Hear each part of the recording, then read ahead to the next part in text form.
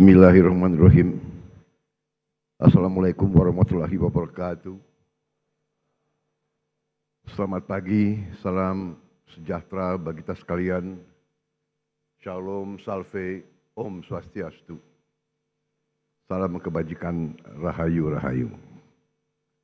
Yang saya hormati, Saudara Wakil Presiden Republik Indonesia, Saudara Gibran Rakabuming Raka, beserta Ibu Selvi Ananda Putri. Presiden ke-6 Republik Indonesia, Jenderal TNI Purnawirawan Profesor Dr. Susilo Bambang Yudhoyono. Presiden Republik Indonesia ke-7, Bapak Insinyur Joko Widodo. Wakil Presiden Republik Indonesia ke-6, Jenderal TNI Purnawirawan Tri Sutrisno. Wakil Presiden ke-10 dan ke-12 Republik Indonesia, Bapak Muhammad Yusuf Kalla. Bapak Wakil Presiden ke-11 Republik Indonesia, Profesor Budiono. Wakil Presiden ke-13 Republik Indonesia, Profesor Kiai Haji Ma'ruf Amin. Ibu Sinta Nuriyah Abdurrahman Wahid, istri Presiden ke-4 Republik Indonesia. Ibu Soraya Hamzahas, istri Wakil Presiden ke-9 Republik Indonesia. Para pimpinan lembaga negara, Ketua Majelis Permusyawaratan Rakyat Republik Indonesia, Saudara Ahmad Muzani, beserta para mantan ketua, para wakil ketua, dan seluruh anggota MPR RI yang saya hormati. Ketua Dewan Perwakilan Rakyat Republik Indonesia, Saudari Puan Maharani, beserta para mantan ketua, para wakil ketua, dan seluruh anggota DPR RI yang hadir. Ketua Dewan Perwakilan Daerah Republik Indonesia, Saudara Sultan Bakhtiar Najumuddin, beserta para mantan ketua, para wakil ketua, dan anggota DPD RI yang saya hormati. Ketua Mahkamah Agung Republik Indonesia, Profesor Sunarto yang saya hormati. Ketua Mahkamah Konstitusi Republik Indonesia, Saudara Suhartoyo yang saya hormati. Ketua Komisi Yudisial Republik Indonesia, Profesor Amzulian Rifai yang saya hormati. Ketua Badan Pemeriksa Keuangan Republik Indonesia, Saudari Isma Yatun. Para Menteri Koordinator, para Menteri, Kepala Badan Pimpinan Lembaga, Jaksa Agung, Panglima TNI, Kapolri, Kepala BIN, serta seluruh anggota Kabinet Merah Putih yang saya hormati. Yang terhormat para pimpinan partai politik yang hadir. Partai PDI Perjuangan yang mewakili ketua umumnya,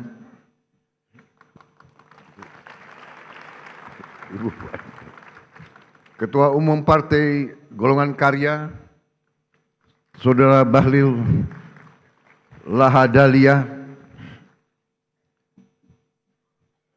Ketua Umum Partai Gerindra, saya sendiri,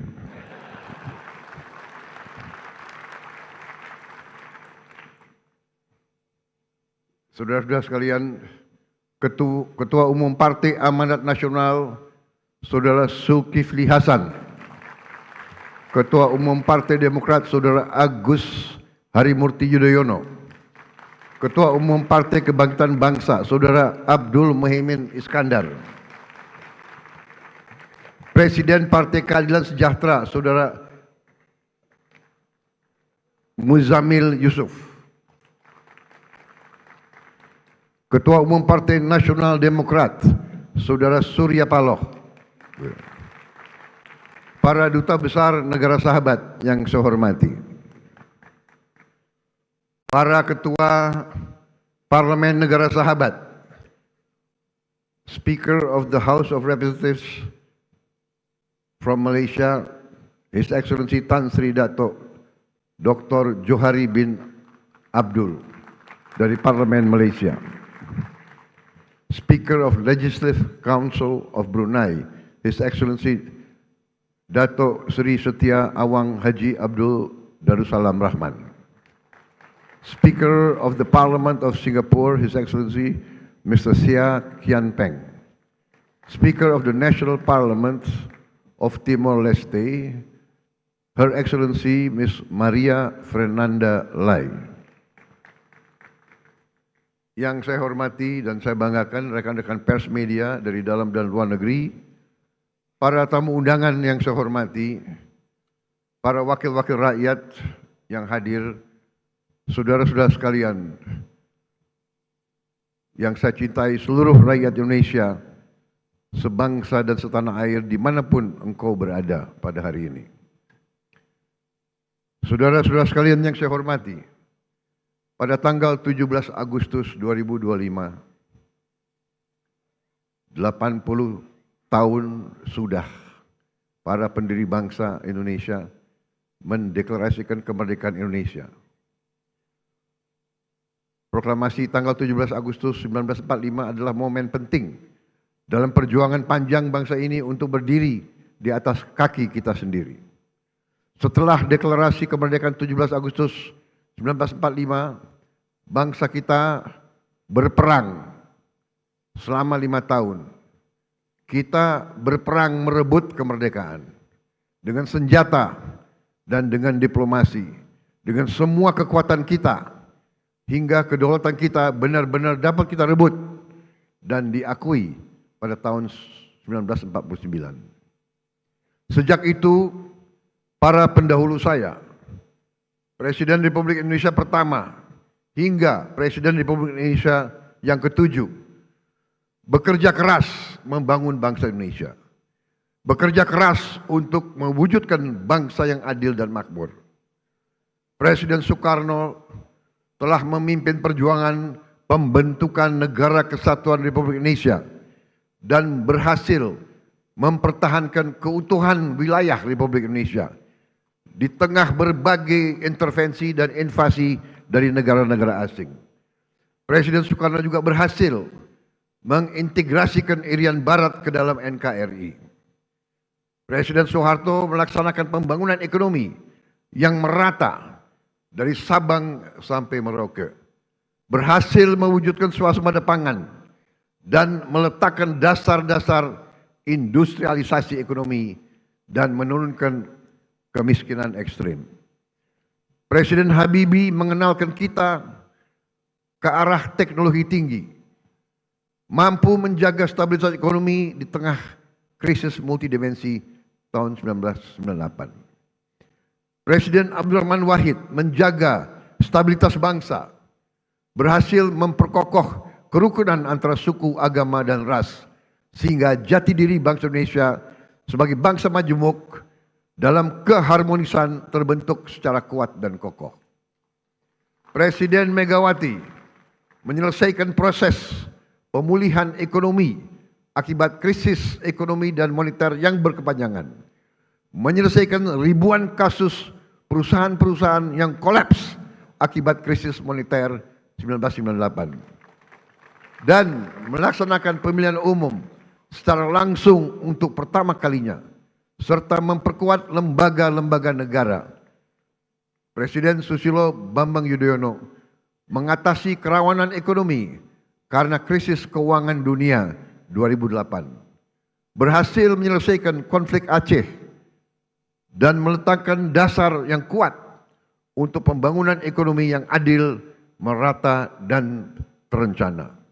Presiden Joko Widodo membangun berbagai infrastruktur penting, meningkatkan konektivitas antara sentra-sentra ekonomi, memimpin kita di saat yang kritis, yaitu pandemi COVID-19, sehingga Indonesia termasuk salah satu negara yang paling cepat pulih dari dampak pandemi, keluar dari kesulitan ekonomi, dan juga beliau merintis pembangunan ibu kota negara Nusantara dan meletakkan dasar strategi hilirisasi sumber daya alam Indonesia. Seluruh presiden pendahulu saya bersama pemerintah yang mereka pimpin berupaya mewujudkan Indonesia yang lebih dekat dengan cita-cita kemerdekaan kita, yaitu negara yang merdeka, berdaulat, adil, dan makmur.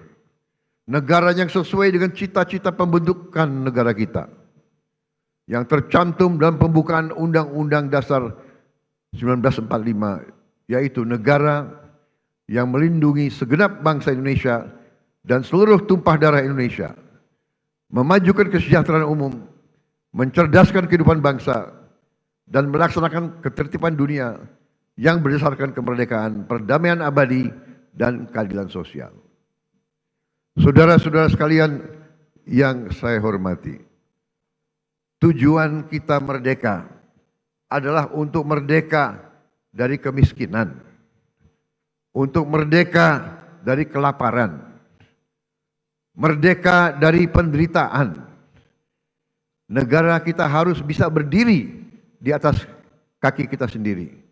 Negara kita harus berdaulat secara ekonomi dan mampu memenuhi kebutuhan pangan kita sendiri. Negara kita diberi karunia oleh Allah SWT sumber daya yang melimpah ruah.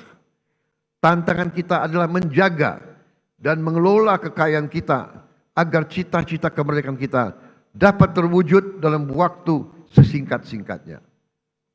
Hadirin sekalian, hari ini 299 hari yang lalu saya berdiri di sini dan diambil sumpah oleh MPR di hadapan wakil-wakil rakyat Indonesia, di hadapan rakyat Indonesia, dan terutama di hadapan Tuhan Yang Maha Kuasa. Bersama wakil presiden saya, Saudara Gibran Rakabuming Raka.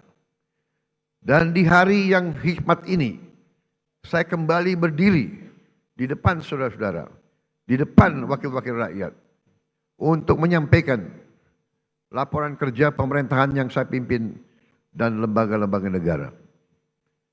Pertama, saya ingin menyampaikan bahwa transisi kepemimpinan nasional dari Presiden Joko Widodo ke pemerintahan yang saya pimpin berjalan dalam semangat persatuan, penuh kehormatan dan kedewasaan politik. Peralihan kepemimpinan yang diakui dunia sebagai peralihan yang lancar dan sangat baik adalah bukti demokrasi kita matang dan kuat.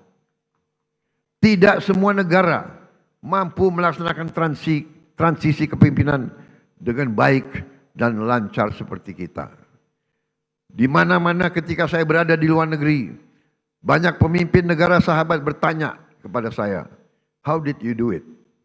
How did Indonesia manage?" Saya sampaikan ke mereka, kita berhasil karena kita menganut demokrasi yang khas Indonesia.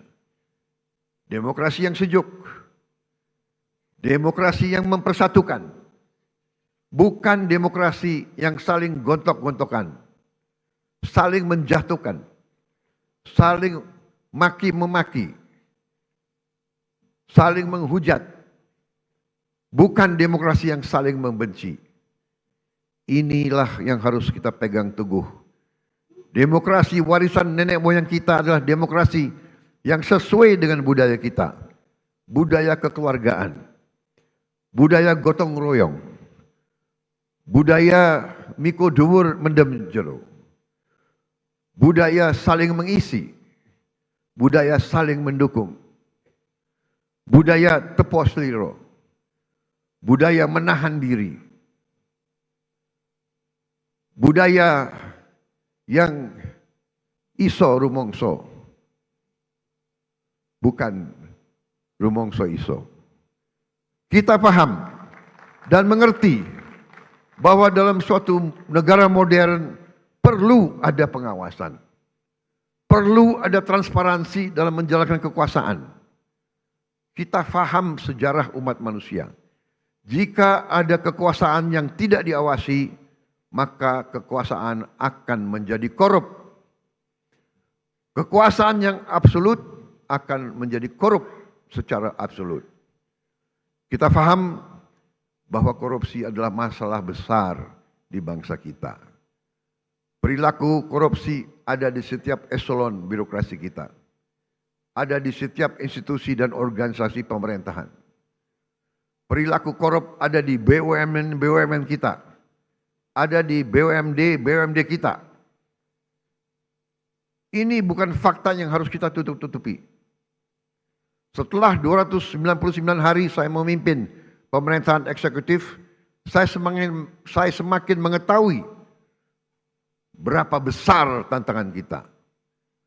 Berapa besar penyelewengan yang ada di lingkungan pemerintahan kita.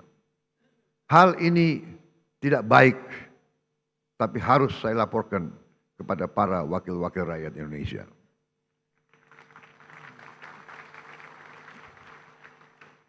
Dalam pidato pelantikan saya di sini, saya sampaikan, bangsa Indonesia harus berani melihat kekurangan-kekurangan sendiri.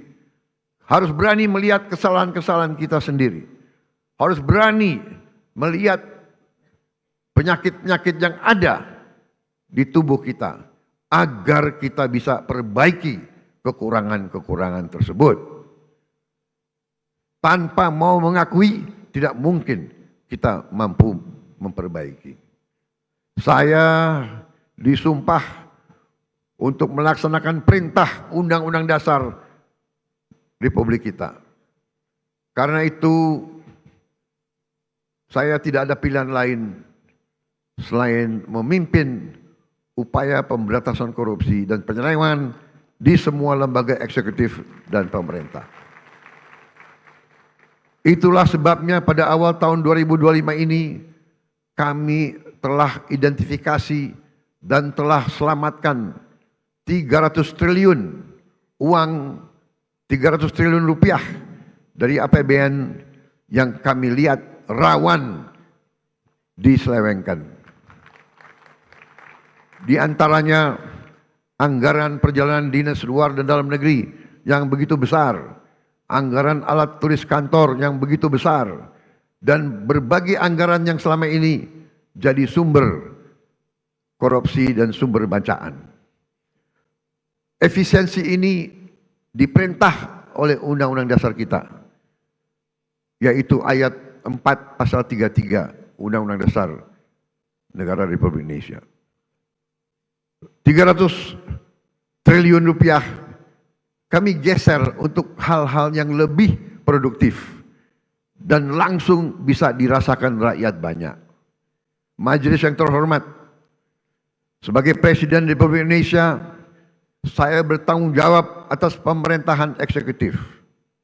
Saya berkewajiban menegakkan hukum demi keselamatan bangsa.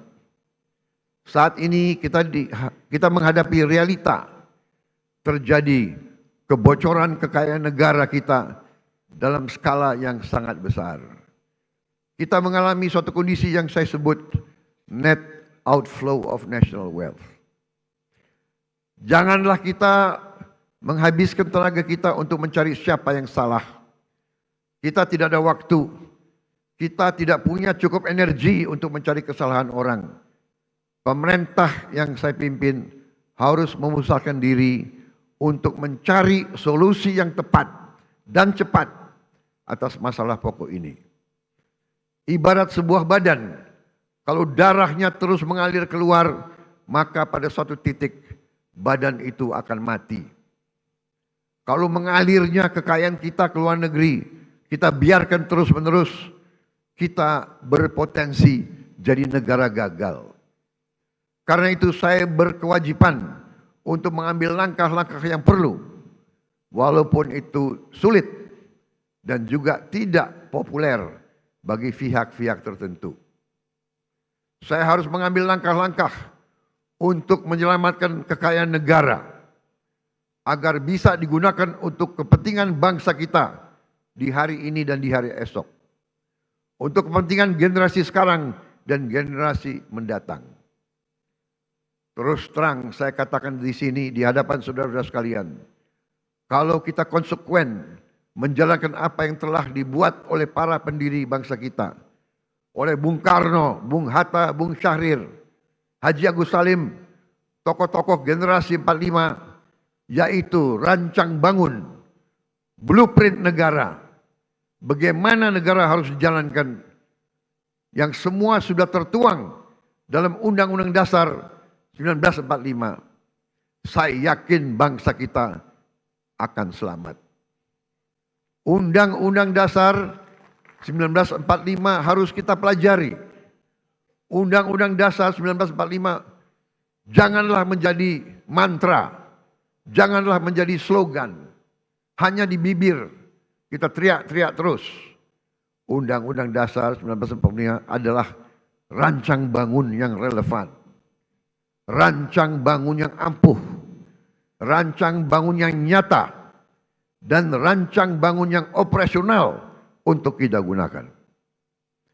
Saya melihat ada kecenderungan dari sebagian kaum elit Indonesia, sebagian orang-orang yang memandang dirinya paling pinter di republik ini. Mereka memandang bahwa pemikiran Bung Karno, pemikiran Bung Hatta, pemikiran generasi 45 tidak relevan lagi di zaman sekarang. Sudah kuno, sudah lawas untuk menghadapi tantangan abad ke-21. Menurut hemat saya, pemikiran tersebut adalah keliru. Generasi 45, generasinya Bung Karno, Bung Hatta, Syahrir, semua tokoh-tokoh itu adalah generasi yang mengalami penjajahan. Mereka mengalami imperialisme. Mereka sadar dan mereka merasakan, melihat bahwa kekayaan Indonesia diangkut ratusan tahun keluar dari Nusantara ini. Karena itu mereka menyusun rancang bangun.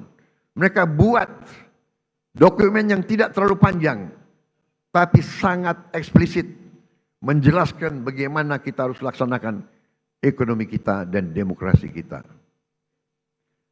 Saya berkeyakinan apabila kita jalankan rancang bangun yang sudah dibuat oleh para pendahulu kita, kita akan jadi negara yang kuat. Saudara-saudara sekalian, kekuatan suatu negara terletak bagaimana negara itu bisa menguasai dan mengelola kekayaan. Karena itu kita harus berani koreksi apabila kita telah mengambil langkah yang keliru. Sungguh aneh negara dengan produksi kelapa sawit terbesar di dunia pernah mengalami kelangkaan minyak goreng. Ini aneh sekali. Tidak masuk di akal sehat. Dan ternyata memang itu ternyata adalah permainan manipulasi yang tadi sudah disinggung oleh Ketua DPR yang saya beri nama Serakahnomics.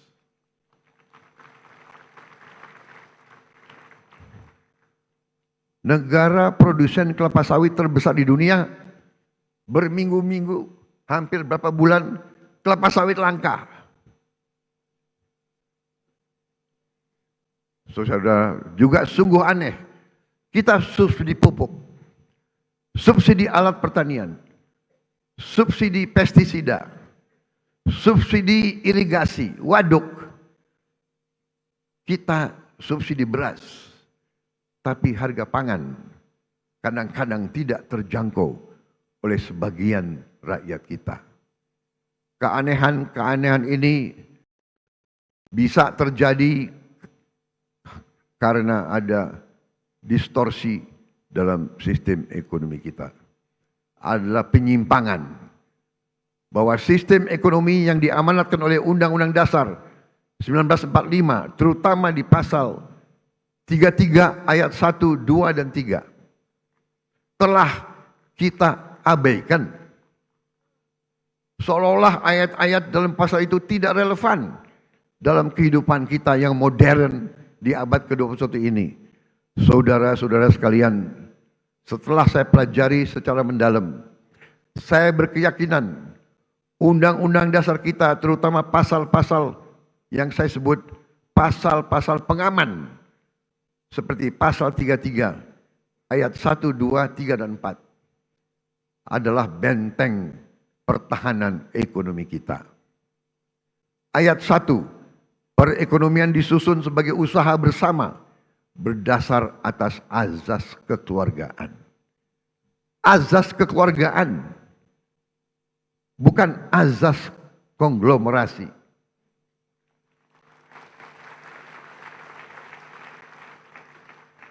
Cabang-cabang produksi yang penting bagi negara dan yang menguasai hajat hidup orang banyak dikuasai oleh negara. Saudara-saudara sekalian, saya ingin bertanya, apakah beras itu penting bagi negara atau tidak? Menguasai atau tidak hajat hidup orang banyak? Apakah penggilingan padi itu penting bagi negara? Apakah penggilingan padi itu hajat hidup orang banyak? Tapi ada sementara, tidak semua, saya harus fair, ada sementara pengusaha-pengusaha yang justru memanfaatkan kekuatan mereka, kekuatan modal mereka untuk dominasi dan manipulasi kehidupan rakyat, dan ini tidak bisa kita terima. Ayat 3, bumi dan air dan kekayaan alam yang terkandung di dalamnya dikuasai oleh negara dan dipergunakan untuk sebesar-besar kemakmuran rakyat. Saudara-saudara, ayat 4, perekonomian nasional diselenggarakan berdasar atas demokrasi ekonomi dengan prinsip kebersamaan, efisiensi, berkeadilan. Jadi efisiensi ini perintah Undang-Undang Dasar. Tapi ada yang demo lawan efisiensi. Berwawasan lingkungan, kemandirian, serta dengan menjaga keseimbangan kemajuan dan kesatuan ekonomi nasional. Saudara-saudara, ketika kita tidak konsekuen menjalankan undang-undang dasar kita, terjadilah distorsi ekonomi. Terjadilah pemerataan ekonomi yang tidak cepat, di mana yang menikmati pertumbuhan ekonomi kita hanya segelintir orang saja. Terjadilah kondisi di mana pertumbuhan ekonomi rata-rata 5% selama 7 tahun terakhir tidak tercermin dalam kondisi nyata rakyat Indonesia. Masih terlalu banyak anak-anak yang kelaparan, petani dan nelayan yang kesulitan menjual hasil panennya, rakyat yang belum memiliki rumah layak huni, guru yang belum dihargai, serta keluarga yang tak sanggup berobat karena biaya atau karena tidak ada fasilitas kesehatan di daerahnya. Namun, ketika kita konsekuen menjalankan undang-undang dasar kita dalam 299 hari ini, alhamdulillah saya dapat melaporkan bahwa kita telah mencapai berbagai kemajuan yang cukup berarti. Di tengah konflik politik, konflik ekonomi secara global, perang dagang, perang tarif, ekonomi Indonesia masih berhasil tumbuh di atas 5%. Tumbuh dalam 5,12%. Dan para pakar yakin bahwa ini akan semakin meningkat di saat-saatnya akan mendatang. Di tengah dunia yang penuh gonjang-ganjing, realisasi investasi kita semester pertama 2025 telah mencapai 942 triliun, naik 13,6% dari tahun lalu.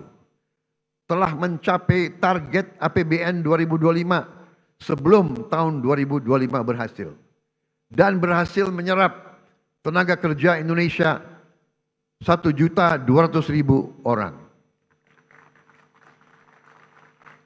Saudara-saudara sekalian, kita telah melaksanakan intervensi strategis untuk memperbaiki gizi 82 juta anak-anak Indonesia dan ibu-ibu hamil.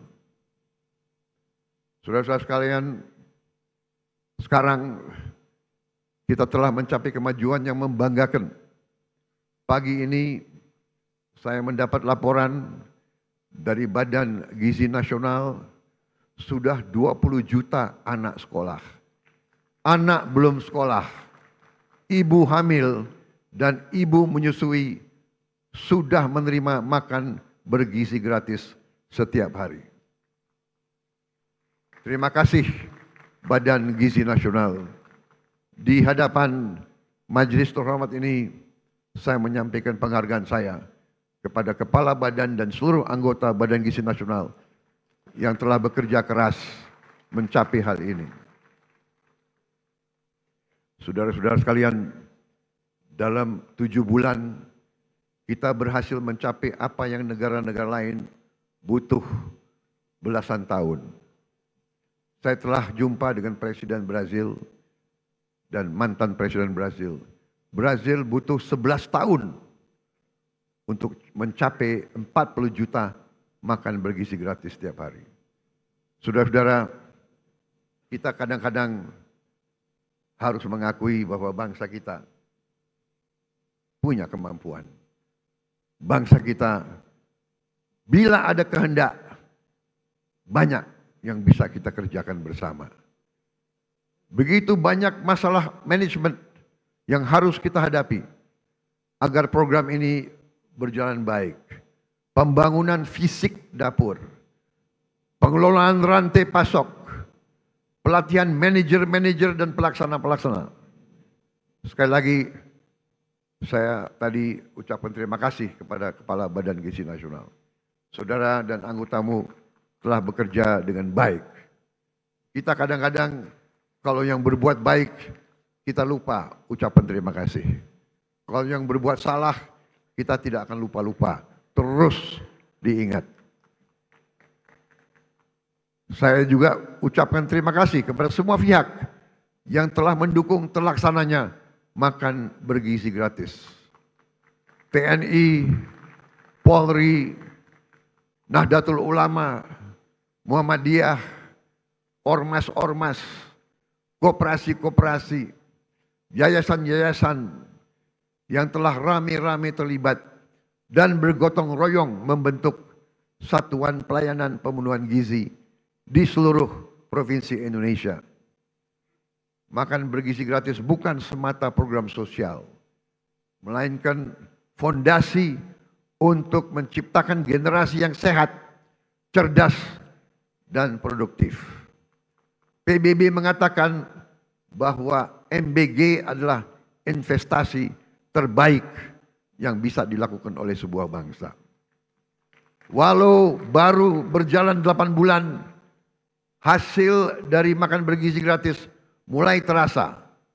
Angka kehadiran anak di sekolah meningkat. Prestasi anak-anak di sekolah meningkat. Per hari ini sudah ada 5.800 satuan pemenuhan pelayanan gizi di 38 provinsi.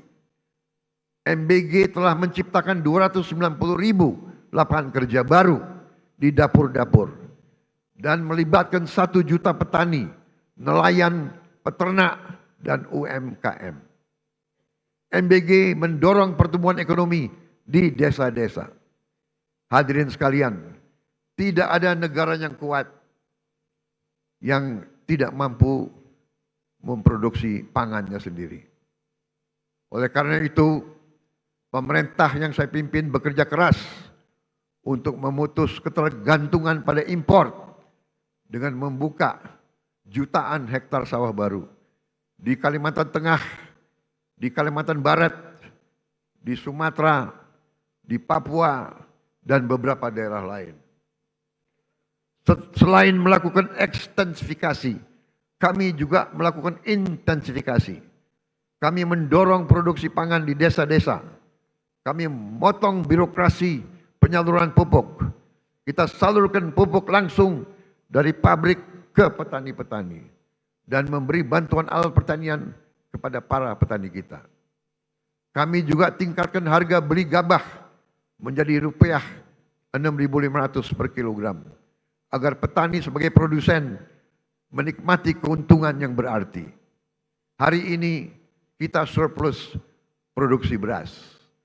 Stok cadangan beras nasional kita hari ini lebih dari 4 juta ton. Ini adalah tertinggi selama sejarah NKRI. Untuk pertama kali dalam puluhan tahun Indonesia bisa kembali mengekspor beras dan jagung. Saya perhatikan di mana-mana para petani tersenyum karena harga gabah stabil dan penghasilan mereka meningkat. Untuk melindungi konsumen Indonesia, pemerintah yang saya pimpin akan selalu mewaspadai kecurangan-kecurangan, manipulasi, penipuan, upaya penimbunan, dan menahan distribusi bahan pangan. Pemerintah yang saya pimpin tidak akan ragu-ragu. Kami akan selalu tegas pada mereka yang melanggar aturan. Mereka yang mempersulit kehidupan rakyat, mereka yang cari keuntungan gila-gilaan di atas penderitaan orang kecil.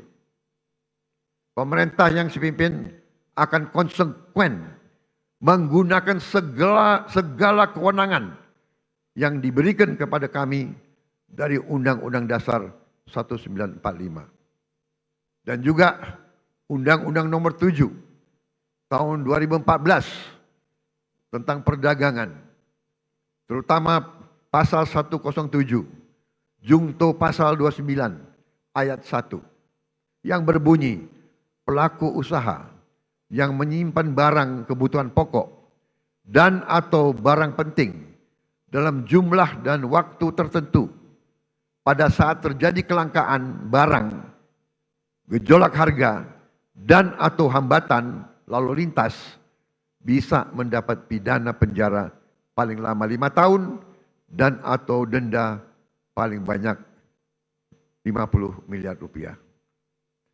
Hadirin sekalian, saya pastikan perusahaan-perusahaan siapapun yang berani manipulasi dan melanggar, kami akan proses hukum. Dan berdasarkan wewenang konstitusional yang ada pada Presiden Republik Indonesia, kami akan sita yang bisa kami sita. Kami akan selamatkan rakyat. Kami akan membela kepentingan rakyat. Kami pastikan rakyat Indonesia tidak akan menjadi korban Strakanomics. Korban mereka-mereka yang mengejar keuntungan sebesar-besarnya, menipu dan mengorbankan rakyat Indonesia, dan membawa keuntungan itu, kekayaan itu keluar dari Republik Indonesia. Ini harus kita hentikan.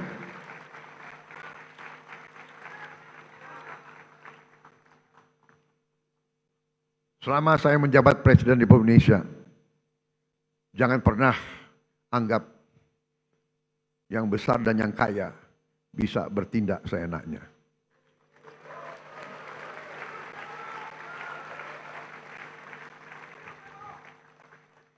Kami tidak gentar dengan kebesaranmu.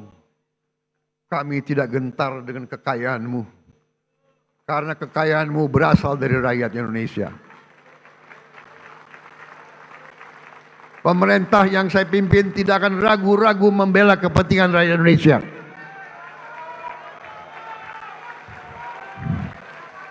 Kita akan gunakan Undang-Undang Dasar 1945 pasal 33 yang sudah sangat jelas. Cabang-cabang produksi yang penting bagi negara dan yang menguasai hajat hidup orang banyak dikuasai oleh negara. Ini warisan Bung Karno, ini warisan Bung Hatta, ini warisan Bung Syahrir. Saya yakin mereka berada di atas kebenaran. Atas dasar inilah hari ini saya umumkan,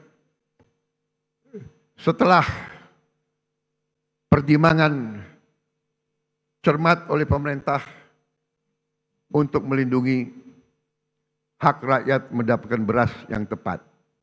Tepat takaran, tepat kualitas, harga terjangkau, dan usaha penggilingan beras skala besar harus mendapat izin khusus dari pemerintah. Kalau mereka masih mau bergerak di bidang ini. Kalau tidak, yang besar silahkanlah pindah ke bidang lain. Jangan main di atas kebutuhan dasar rakyat Indonesia.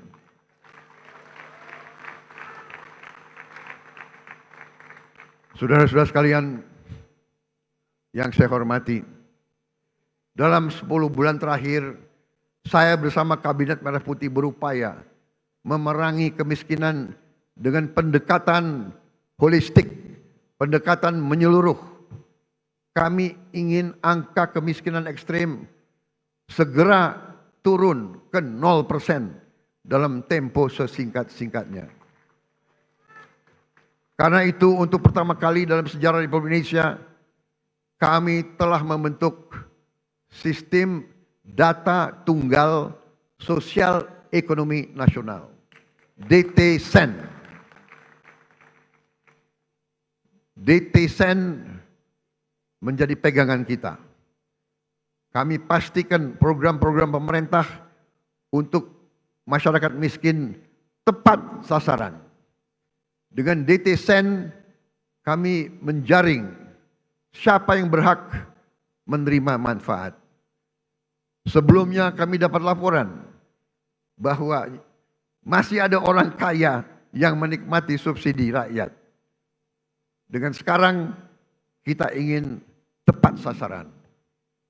Saudara-saudara sekalian, salah satu upaya kita untuk memutus rantai kemiskinan absolut adalah kita membentuk sekolah rakyat. Kita sudah berhasil membangun dan membuka 100 sekolah rakyat. Kita harapkan tahun depan akan menjadi 200, tahun selanjutnya akan menjadi 300, dan seterusnya. Sekolah rakyat ini diperuntukkan untuk mereka yang dari desil yang terendah. Desil 1, 2. Dari mereka yang benar-benar penghasilannya sangat-sangat rendah. Mereka kita asramakan. Mereka kita berdayakan dengan kualitas pendidikan yang baik. Ini adalah untuk memutus rantai kemiskinan. Anak-anak yang miskin, kalau orang tuanya miskin, mereka tidak perlu untuk terus miskin. Ini yang kita telah upayakan dan ini sedang kita kerjakan sekarang. Bagaimana dengan sekolah-sekolah lain? Kita telah juga membentuk sekolah unggulan. Kita telah membangun dan akan membangun dan selesaikan sekolah unggulan untuk mengejar ketertinggalan kita di bidang sains dan teknologi. Kita bentuk sekolah unggul Garuda, rencananya 20, dan akan ada 80 sekolah unggul Garuda transformasi. Sekolah-sekolah yang sudah ada ikut dalam program ini. Dan kami juga akan menambah SMA Taruna Nusantara terintegrasi di seluruh pelosok negeri. Tahun ini kita juga akan menambah fakultas-fakultas kedokteran di seluruh Indonesia. Kita ketinggalan dalam menghasilkan dokter-dokter dan dokter gigi. Saudara-saudara sekalian, pendidikan sangat penting. Kita juga akan renovasi lebih dari 13.000 sekolah dan 1.400 madrasah. Dan ini masih jauh kurang dari yang kita inginkan. Tapi tahun ini adalah permulaan, tahun depan kita akan cari uang untuk menambah hal ini. Juga untuk mengejar ketertinggalan kita, tahun ini kita akan sebarkan 288.000 layar pinter smart platform, smart TV yang akan kami distribusi ke sekolah-sekolah hingga ke pelosok-pelosok. Agar anak-anak di desa tertinggal yang tidak ada guru yang bagus bisa dapat mengikuti pelajaran dari guru-guru terbaik yang mengajar secara virtual. Untuk mencetak pemimpin-pemimpin nasional di masa depan, kami juga telah mencanangkan tadi yang saya sebut 20 sekolah unggul Garuda dan 80 sekolah unggul Garuda Transformasi. Saudara-saudara sekalian, kita juga membangun SMA Taruna Nusantara terintegrasi di seluruh pelosok negeri. Untuk mengatasi kekurangan dokter dan dokter spesialis tahun ini akan dibuka 148 prodi di 57 fakultas kedokteran di seluruh Indonesia. Terdiri dari 125 prodi spesialis dan 23 prodi subspesialis.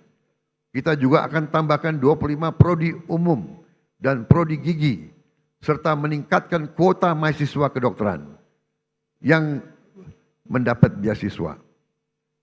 Saudara-saudara sekalian, untuk mengatasi perputaran uang yang terkonsentrasi di ibu kota dan kota-kota besar, kami dirikan 80.000 koperasi desa dan koperasi kelurahan merah putih.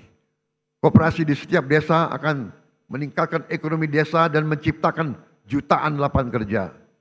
Koperasi desa kelurahan juga akan meringankan beban hidup masyarakat kita dengan menjual beras murah, minyak goreng murah, LPG bersubsidi, pupuk bersubsidi sesuai dengan harga jual.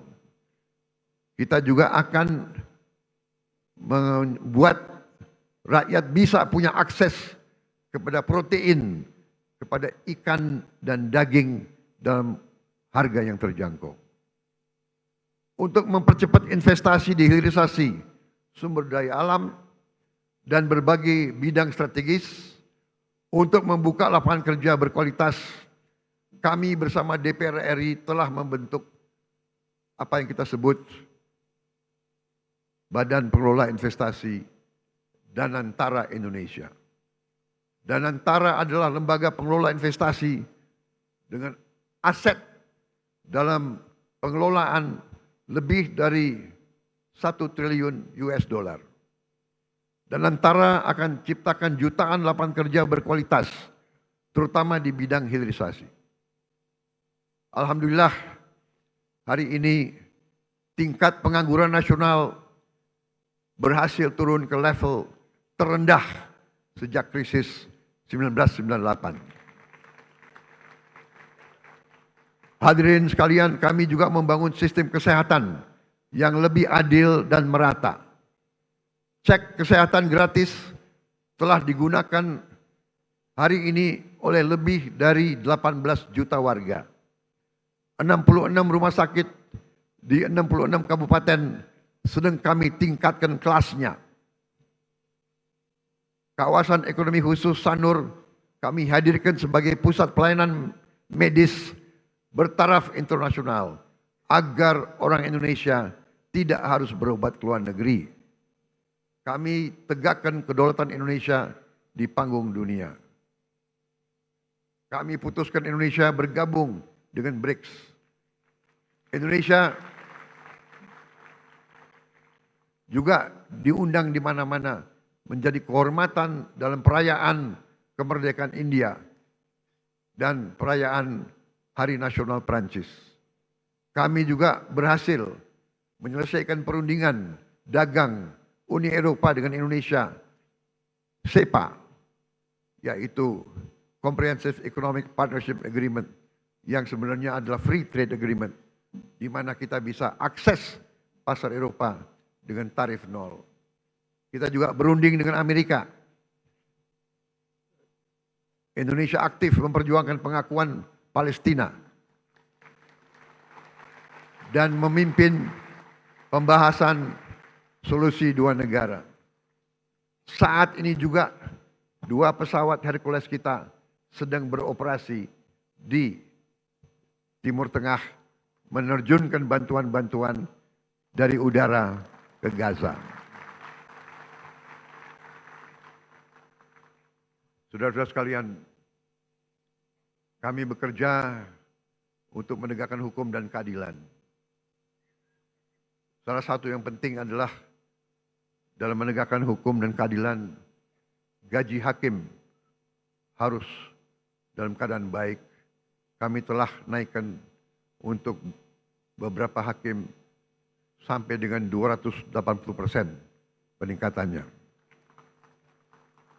Kami juga tidak segan-segan membongkar kasus-kasus korupsi besar. Bersama TNI dan Polri kami pastikan bumi dan air dan kekayaan alam yang terkandung di dalamnya dikuasai oleh negara dan dipergunakan untuk sebesar-besar kemakmuran rakyat. Saudara-saudara sekalian, beberapa saat yang lalu, beberapa tahun yang lalu, kita mendapat laporan ada ribuan, ada jutaan perkebunan kelapa sawit yang melanggar hukum, yang menyimpang regulasi. Ada yang membuat perkebunan di hutan lindung. Ada yang tidak melaporkan luasnya perkebunan mereka. Ada yang dipanggil BPKP tidak mau datang. Kami terbitkan Peraturan Presiden Nomor 5 tahun 2025 tentang penertiban kawasan hutan. Dan pada hari ini saya melaporkan di majelis ini bahwa pemerintah Republik Indonesia sudah menguasai kembali 3,1 juta hektar dari potensi 5 juta hektar lahan sawit yang dilaporkan melanggar aturan, tapi kita belum verifikasi. Yang sudah jelas kita verifikasi melanggar aturan adalah 3,7 juta hektar, dan dari 3,7 juta hektar, 3,1 juta sudah dikuasai kembali. Saudara-saudara sekalian, perlu saya laporkan juga di sini bahwa ada keputusan pengadilan yang sudah ingkrah 18 tahun yang lalu yang memerintahkan ada kebun-kebun kelapa sawit yang harus disita, tapi tidak ada penegak hukum waktu itu yang mau melaksanakannya. Saya tidak tahu kenapa. Tapi saya telah perintahkan dikuasai kembali oleh negara, dan untuk itu kita telah menggunakan pasukan-pasukan TNI untuk mengawal tim-tim yang menguasai kebun-kebun tersebut. Karena sering terjadi perlawanan, berani-berani melawan pemerintah NKRI, ya kita hadapi, saudara-saudara sekalian. Setelah ini kita akan tertibkan juga tambang-tambang yang melanggar aturan.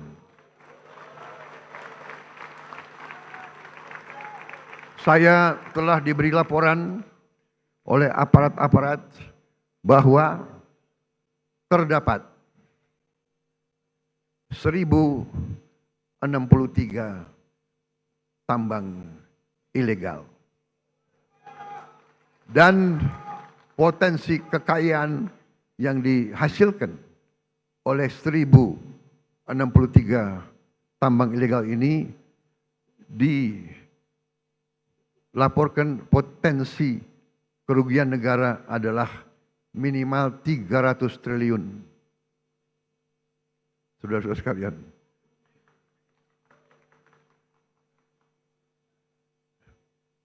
saya minta dukungan seluruh MPR. Saya minta dukungan seluruh partai politik untuk mendukung ini demi rakyat kita, saudara-saudara sekalian.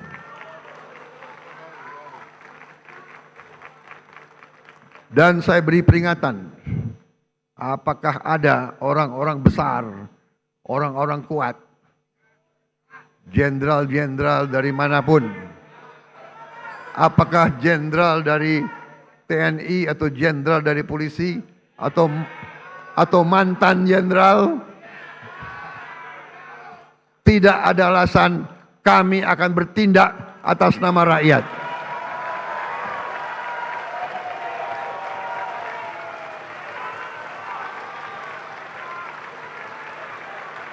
Dan sebagai sesama pimpinan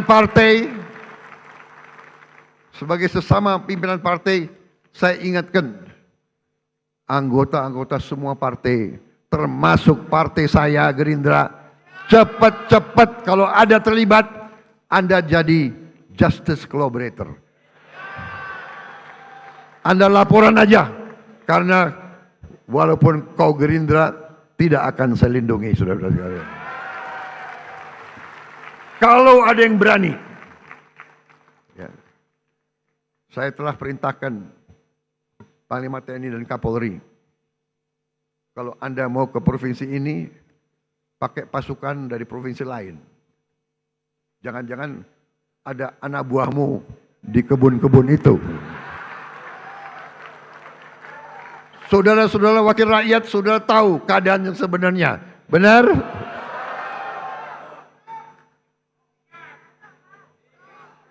Saya sudah lama jadi orang Indonesia. Segala ulah, apalagi saya ini senior mantan tentara. Jadi junior-junior itu jangan macam-macam ya. Aku tahu.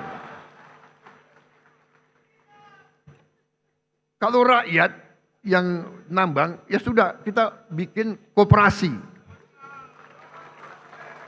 Kita legalkan. Kita atur, kita legalkan, ya. Tapi jangan alasan rakyat tahu-tahu nyelundup. Nyelundup ratusan triliun nyelundup. Saudara-saudara sekalian, harus hitung waktu ini. Dengan kondisi geopolitik yang semakin tidak menentu, Indonesia harus punya pertahanan yang kuat untuk menjaga kekayaan kita. Untuk itu tahun ini kita bentuk 6 komando daerah militer baru, 14 komando daerah angkatan laut, 3 komando daerah angkatan udara, 1 komando operasi udara, 6 grup komando pasukan khusus, 20 brigade teritorial pembangunan, 1 brigade infanteri marinir, 1 resimen korps pasukan gerak cepat, 100 batalion teritorial pembangunan, 5 batalion infanteri marinir dan 5 batalion komando korps pasukan gerak cepat. Langkah ini sejalan dengan doktrin pertahanan kita, pertahanan dan keamanan rakyat semesta, SIS Hankam Rata, di mana seluruh warga negara dan sumber daya nasional didaya gunakan secara total untuk kepentingan pertahanan dan keamanan kita. Saudara-saudara sekalian, kita faham bahwa perang itu destruktif. Kita tidak mau perang, kita harus hindari perang. Karena itu, politik luar negeri yang saya jalankan dan saya umumkan adalah politik 1000 kawan terlalu sedikit, 1 lawan terlalu banyak. Kami tetap pada garis non-blok, garis non-aligned. Kami tidak akan berpihak kepada blok manapun. Ini yang kami sampaikan di mana-mana. Bebas aktif. Kita ingin damai dengan semua orang. Kami terutama dengan tetangga-tetangga kita. Kita ingin selesaikan semua masalah. Ada masalah, kadang-kadang masalah garis perbatasan. Masalah ini adalah warisan dari kolonialis, warisan dari penjajah. Belanda datang dengan Inggris, dia bikin garis seenak jidatnya dia bikin garis. Yang repot kita sekarang, ya kan? Kita mau ditabrakan sama Malaysia. Kita sahabat sama Malaysia. Kita satu rumpun. Tapi selalu politik divida et impera itu selalu ada. Janganlah kita naif. Janganlah kita terus-menerus mau diadu domba. Saudara sekalian, setiap elemen negara Indonesia, marilah kita bekerja keras agar setiap anak Indonesia berangkat ke sekolah dan mendapat makan yang baik. Kita ingin petani, nelayan kita kembali bangga menjadi tulang punggung bangsa, menjadi produsen makanan. Hidup petani dan nelayan kita harus baik, harus bagus. Untuk itu kita akan bangun dalam waktu yang secepat ini. Tahun ini juga kita harus mulai 1.100 desa nelayan. Tiap desa nelayan terdiri dari 2.000, kurang lebih 2.000 kepala keluarga. Berarti di situ akan hidup 2 juta kepala keluarga. Kalau satu kepala keluarga terdiri dari bapak, ibu, dan 3 anak, berarti 5 juta. 10 juta orang akan hidup dengan baik. Ini akan kita wujudkan dalam waktu dekat. Mereka juga akan membayar kembali investasi kita. Jadi ini bukan BLT, ini bukan bagi-bagi uang. Kita pinjemin uang, mereka akan bayar cicil kembali kepada pemerintah. Jadi karena mereka akan menghasilkan nilai. Kita ingin guru-guru kita semangat mengajar karena dihargai. Kita ingin rakyat kecil bisa tersenyum karena tidak lagi takut sakit, tidak takut lapar, dan tidak takut anaknya tidak bisa sekolah. Dan kita harus cari lapangan kerja yang sebesar-besarnya dan sebanyak-banyaknya. Tujuan kita, tujuan kemerdekaan adalah yen wong cilik iso gemuyu. Saudara-saudara sekalian, untuk itu saya memberi apresiasi kepada lembaga-lembaga negara atas kinerja mereka dalam menjalankan roda negara.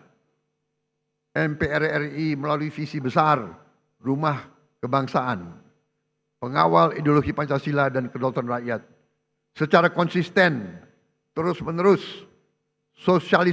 sosialisasikan Pancasila, Undang-Undang Dasar 1945, NKRI, dan Bhinneka Tunggal Ika. MPR konsisten turun ke rakyat, jelaskan 4 pilar kehidupan berbangsa dan bernegara. Ini sangat penting karena pemahaman Undang-Undang Dasar 1945 bisa menyelamatkan ekonomi kita, bisa menyelamatkan demokrasi kita. DPR RI pada periode awal 2024-2009 telah membahas dan mengesahkan 14 rancangan undang-undang dan telah menetapkan program legislasi nasional tahun 2025 dan jangka menengah 2025-2029.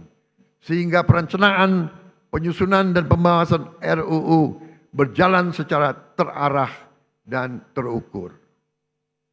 Pada pelaksanaan fungsi penganggaran, DPR RI telah membantu pemerintah mewujudkan efisiensi berkeadilan di APBN kita yang merupakan mandat dari Undang-Undang Dasar 1945 serta membantu menyusun RAPBN 2026 yang akan saya sampaikan sore hari ini.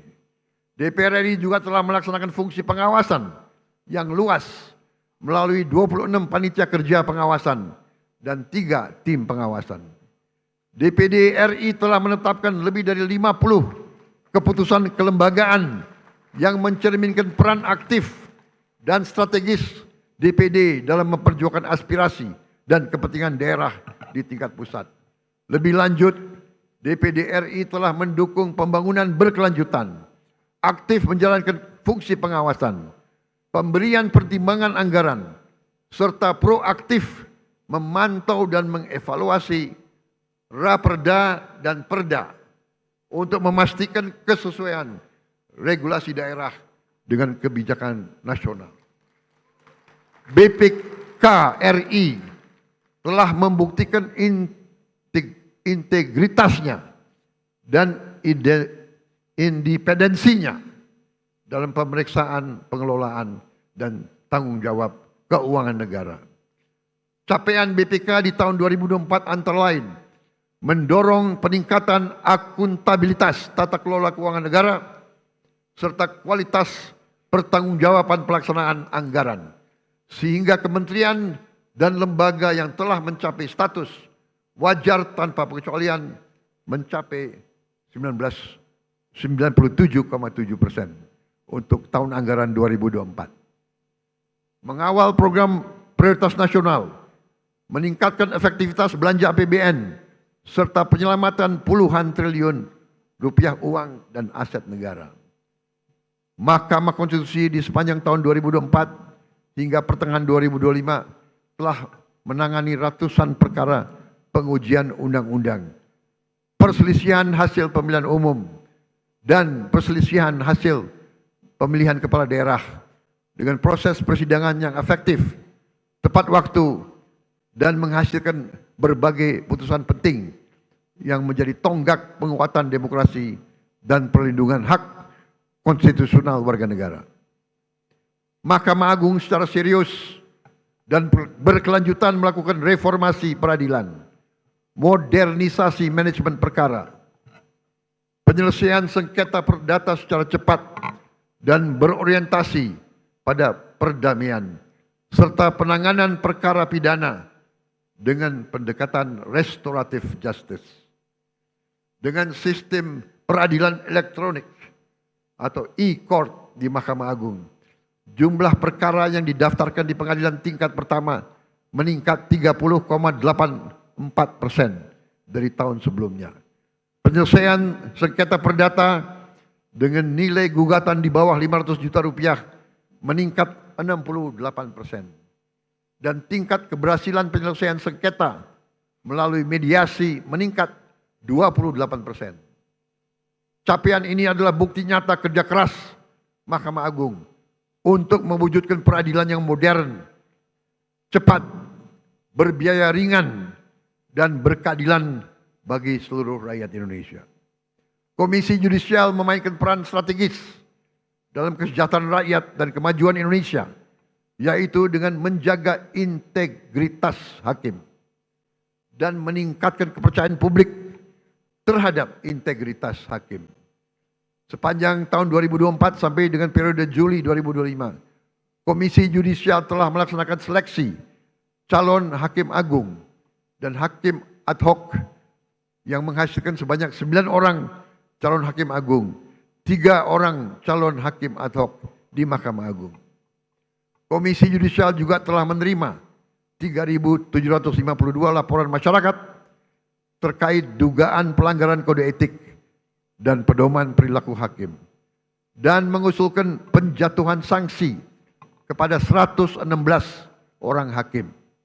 Selain itu, saya juga mengucapkan terima kasih kepada Bank Indonesia, Otoritas Jasa Keuangan, Lembaga Penjamin Simpanan, Komisi Pemberantasan Korupsi, Komisi Pemilihan Umum, Badan Pengawas Pemilu, Ombudsman RI, Komnas HAM, dan lembaga-lembaga nasional lainnya yang telah berkontribusi untuk kemajuan bangsa sesuai dengan peran dan kewenangannya. Terakhir, saya juga mau gunakan kesempatan ini untuk mengucapkan terima kasih kepada setiap pengusaha nasional yang telah membuka lapangan kerja di Indonesia, menanamkan modal di Indonesia, dan menyimpan hasil usahanya di Indonesia. Jangan salah, tidak semua pengusaha yang besar itu ikut dalam alam mazhab Slakahnomics. Justru sebagian besar kita ajak untuk membangun Indonesia bersama. Saya sampaikan ke mereka, mereka harus menjadi bagian dari Indonesia Incorporated. Indonesia Incorporated adalah konsep pembangunan ekonomi di mana semua stakeholder, semua pemain bergerak dalam satu kesatuan tim nasional. Yang kuat, yang besar punya peranan. Yang menengah punya peranan. Yang kecil punya peranan, kita bantu. Yang miskin kita berdayakan. Itu namanya Indonesia Incorporated. Saya sampaikan, kalau kita hilangkan kemiskinan, kalau orang yang berada di bawah garis kemiskinan punya uang, punya penghasilan, mereka punya daya beli, mereka akan beli barang-barang dari pabrik-pabrik yang dimiliki oleh perusahaan-perusahaan besar. Itu yang kita namakan suatu ekonomi mata rantai yang saling memperkuat, bukan saling menghancurkan. Saudara-saudara sekalian, saya percaya dan saya yakin bahwa dengan kita bersatu, dengan kita bergotong royong, dengan kita mencapai demokrasi sesuai dengan budaya kita, ekonomi sesuai dengan rancang bangun pendiri-pendiri bangsa kita, insya Allah Indonesia akan semakin kuat, semakin sejahtera. Kita memilih beberapa tonggak sebagai tema kita. Bersatu, berdaulat, rakyat sejahtera. Rakyat harus sejahtera. Kalau rakyat tidak sejahtera, saya katakan kita gagal sebagai negara merdeka. Kita akan berhasil sebagai negara merdeka kalau rakyat kita sejahtera. Karena itu, marilah kita bekerja sama. Kita berbeda-beda boleh, tapi satu tujuan kita. Silakan yang berada di luar pemerintah tidak ada masalah. Terima kasih. Kita butuh koreksi. Kita butuh pengawasan. Kita butuh kritik. Walaupun kadang-kadang kritik itu menyesakkan juga itu. Tapi nggak ada masalah. Jangan berhenti kritik. Saya juga minta dari koalisi kita tetap di dalam koalisi harus berani mengawasi, harus berani koreksi. Ya. Tidak boleh ada yang merasa lebih kuat dari hukum. Tidak boleh ada yang merasa tidak dapat diatur, tidak dapat diperiksa. Saya kira itu yang ingin saya sampaikan. Terima kasih. Sidang majelis yang terhormat, Dirgahayu Republik Indonesia ke-80.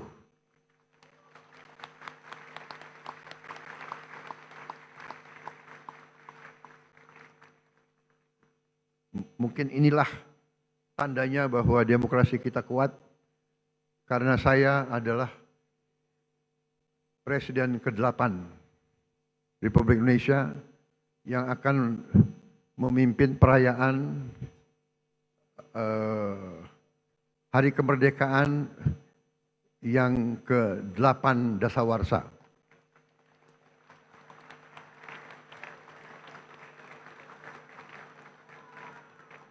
Memang ditakdirkan untuk jadi presiden ke-8 itu. Dan saya adalah bukti bahwa demokrasi kita berjalan. Karena saya ikut pemilu 5 kali.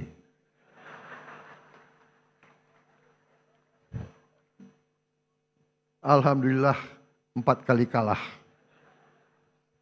Tapi hari ini saya berdiri di depan majelis ini. Terima kasih. Terima kasih, saudara-saudara sekalian. Wassalamualaikum warahmatullahi wabarakatuh.